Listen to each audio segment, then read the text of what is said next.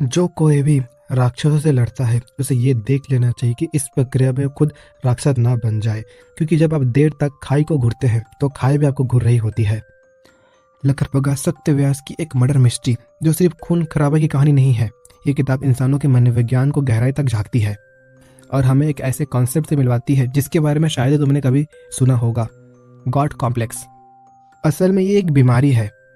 God complex में इंसान खुद को भगवान का दूत समझने लगता है या फिर इतना खो जाता है कि खुद को ही भगवान का स्वरूप मान बैठता है। उसे लगता है कि उसकी हर सोच सच है, उसका हर फैसला सही है, बाकी लोगों की भावनाओं या तकलीफों का उसके लिए कोई मतलब नहीं होता। और जब इंसान इस हद तक पहुंच जाता है तो उसके लिए सब कुछ जायज़ है, हत्या भी, पागलपन भी और अपने बनाए हुए नियम भी। इस किताब का सीरियल किलर भी इसी बीमारी से पीड़ित है। कहानी के शुरुआत में तुम्हें लगेगा कि उसका मकसद सही है, उसका तरीका भी सही है, यहाँ तक कि उसका गुस्सा भी जायज़ है। लेकिन जैसे जैसे कहानी में आगे बढ़ती है सामने आता है असली सच कि ये बीमारी इंसान को किस हद तक हैवान बना सकती है। और हाँ, एक पर्सनल बात, मेरे भी कुछ दोस्त हैं जो हमेशा यही मानते हैं कि वही सही है। सच कहूँ तो मुझे लगता है कि उन्हें भी यही वाली बीमारी है, बस छोटे लेवल वाली। वैसे एक सीरियल किलर और एक आम इंसान के बीच का फर्क बहुत गहरा दिखाई देता है, लेकिन हकीकत में दोनों को अलग करने वाली बस एक पतली सी परत होती है। समझाता हूँ कैसे। सोचो, तुम्हें खाना खाने के बाद मिठाई खाने की आदत है। जब तक मिठाई ना खा लो तब तक तुम्हें चैन नहीं पड़ता, अंदर से बेचैनी सी लगती है, जैसे कुछ अधूरा रह गया हो। ठीक वैसे ही बेचैनी, वैसे ही खालीपन एक सीरियल किलर के भीतर भी मौजूद होता है, लेकिन उसकी भूख मिठाई या स्वाद की नहीं बल्कि खून और हिंसा की होती है। जब तक वो किसी को अपना शिकार ना बना ले, जब तक अपने सामने किसी की आखिरी सांस ना देख ले, उसकी बेचैनी शांत नहीं होती। इस क्रेविंग को तुम एक लत की तरह भी कह सकते हो। जैसे नशेड़ी को डोज चाहिए, वैसे ही इन लोगों को भी हत्या चाहिए। यह हत्या उन्हें सिर्फ सुकून नहीं देती बल्कि उनके भीतर एक अजीब सा संतोष भर देती है, मानो उन्होंने अपनी अधूरी इच्छा पूरी कर ली हो। हाँ, हर सीरियल किलर बिल्कुल भी ऐसा नहीं होता है, लेकिन ज़्यादातर मामलों में उनके लिए किसी को भी मारने के लिए किसी ठोस वजह, दुश्मनी या बहानों की जरूरत नहीं पड़ती। उनके लिए हत्या की वजह है और शिकार उनका असली नशा। स्टोरी की शुरुआत होती है एक आदमी की मौत से। खूनी ने एक हथौड़े से सिर्फ एक वार किया और काम तमाम। इतना शातिर था कि सामने वाले को मौका तक नहीं मिला और उसकी जान चली गई। मर्डर हुआ था तो पुलिस का तो आना बनता ही था। यहाँ एंट्री होती है इंस्पेक्टर श्वेता की।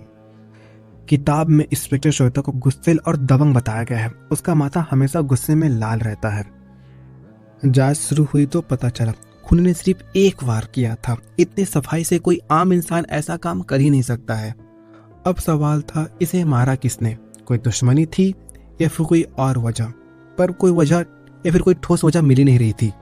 इसी बीच एक और मौत की खबर आती है। वही हथियार, वही तरीका, सिर्फ एक वार और काम खत्म। इस बार शिकार था एक टैक्सी ड्राइवर। अब साफ हो गया था कि ये कोई साधारण मर्डर केस नहीं है, ये काम एक सीरियल किलर का है। एक के बाद एक हत्या हो रही थी और इंस्पेक्टर श्वेता के हाथों अब भी कोई सुराग नहीं लग रहा था। खूनी इतना माहिर था कि पकड़ना नामुमकिन सा लग रहा था। सीरियल किलर को ढूंढना इसलिए भी मुश्किल होता है क्योंकि वो आम लोगों की भीड़ में ऐसे घुल मिल जाते हैं जैसा कुछ हुआ ही ना हो।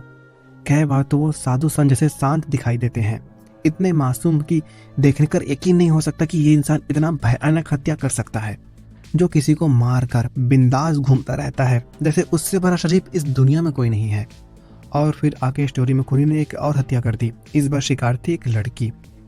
हत्या पर हत्या हो रही थी, लेकिन इंस्पेक्टर श्वेता को अब तक उसका पैटर्न समझ नहीं आ रहा था, क्योंकि हर सीरियल किलर हमेशा एक ना एक पैटर्न जरूर फॉलो करता है। आमतौर पर सीरियल किलर एक ही तरह के लोगों को मारता है।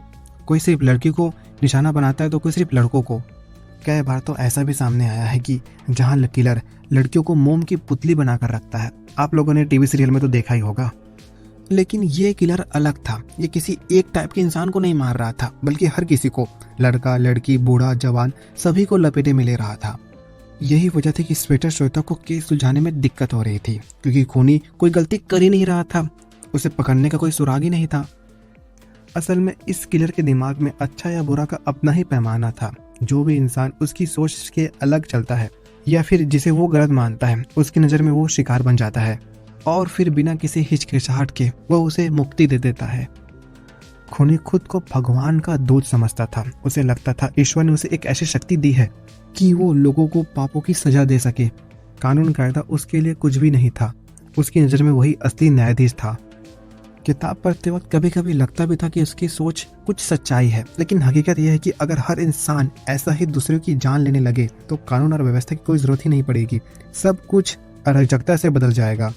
खुद को ईश्वर के दूत समझने के अलावा इस सीरियल किलर में एक और टैलेंट है, और वो ये है कि वो जब भी किसी की जान लेता है तो वो हमेशा एक कविता लिखता है, बहुत डरावनी कविता, जिसे सुनकर नॉर्मल सीधे में किसी की फटके हाथ में आ जाए।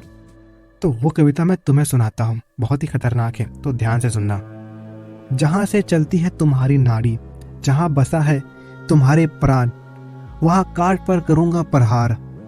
तुम्हारे रक्त के लथपथ में पहचान नहीं पाएगा कोई, मुझे ऐसे में करूँगा तुम्हारी हत्या, क्योंकि मैं करता हूँ तुमसे प्रेम। सोचिए, एक इंसान जो हत्या को प्रेम से जोड़ दे, उसके दिमाग की स्थिति कैसे होगी। बस इतना ही नहीं, उसकी दूसरी कविता इससे भी डरावनी है, सुनाता हूँ, ध्यान से सुनना।